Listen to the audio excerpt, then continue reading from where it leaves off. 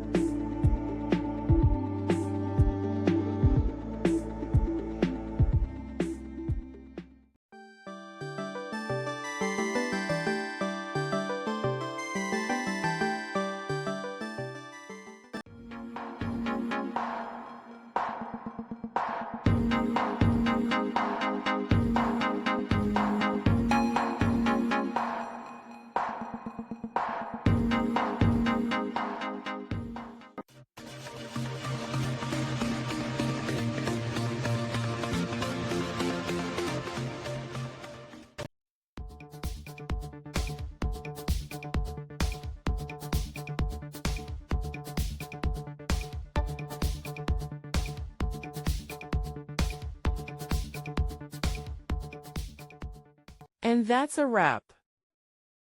I hope you found the answer you were looking for. If you did, take a second to hit that subscribe button. It really helps out.